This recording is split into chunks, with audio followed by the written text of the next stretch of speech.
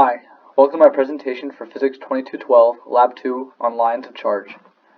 First, I'll begin by introducing the purpose of the experiment and explaining some key fundamental physics principles, discuss data collected and values calculated from the experimental models, explain my accompanying computational model, and conclude by answering some additional questions. The purpose of this lab was to expand upon our first lab in the class, but this time using a more sophisticated model to calculate the electric force on the charged tapes. Unlike the first experiment, the charge here is not treated as a point charge, or if all the charge of one piece of tape is at a single point at the center of the tape. In this experiment, we treat the charge as evenly distributed across the entire length of the tape. At the end of the experiment, we concluded that the magnitude of the charge of one of the pieces of tape was found to be 1.53 times 10 to the negative 8th coulombs. First, however, there are some key fundamental physics principles that relate to this experiment that are important to understand. One of these is Coulomb's law, which is useful in solving problems involving electric charge. The principle of momentum, conservation of charge, polarization, and the superposition principle are also all important. The superposition principle, which is particularly useful for this experiment, is defined as the net electric field at a location in space calculated by the vector sum of individual electric fields contributed by all charged particles located elsewhere. The experimental setup is the same as in the first experiment and is shown on the screen. First, two originally neutral pieces of tape were ripped apart to become charged. This was repeated to create two U-tapes. Tape B was placed on two textbooks, and then tape A was held below it and raised until tape B began to float. This distance was measured. Following this process, it was shown that the two U-tape strips repelled each other, revealing that they are like charges, and causing one of the U-tape strips to float. Now, a few assumptions were taken regarding this experiment, including assuming that air resistance could be ignored, so that the only two forces acting on the top piece of the tape was gravitational force and electric force. Also, the tapes were assumed to have the same net charge based on conservation of charge. It is also possible human error could have affected my experiment's results, including inaccurate measurements or accidental charge transfers.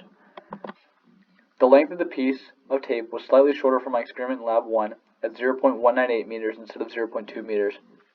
I also measured the distance between the two pieces of tape when the one on top began to float, which was 1 centimeter. Some calculations from this experiment are also listed. The mass was determined by knowing that the mass of 1 meter of tape was 1 gram. The principle of momentum supports that the magnitude of the gravitational force and the electric force should be equal, as the net force is 0. The gravitational force was calculated as mass times gravitational acceleration, or g, and equals 0.00194 newtons, and thus the magnitude of electric force is also 0.00194 newtons. Next, I created a computational model in GlowScript to expand upon the findings of my physical experiment, allowing me to calculate the charge of the tape.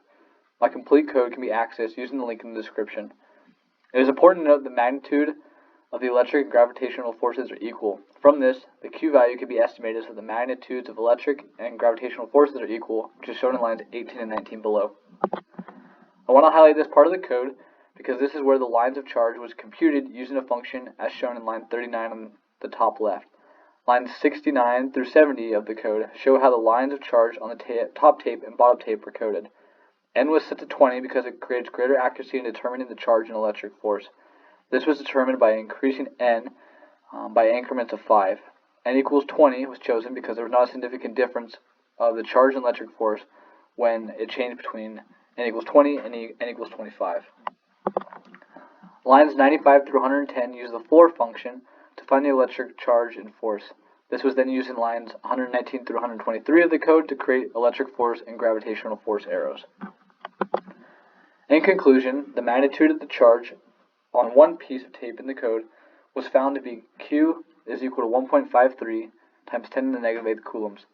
But if I had modeled each of the tapes as a single point charge, like in the previous lab, then the value of Q would have been 4.65 times 10 to the negative 9th coulombs. The reason these two values are different is due to the superposition principle, and that the charge is separated evenly across its surface. The electric field caused by the lines of charges and sums to get the net electric field. The Q of a line charge is more than 3 times the size of a charge when treated as a point charge. Thank you for watching.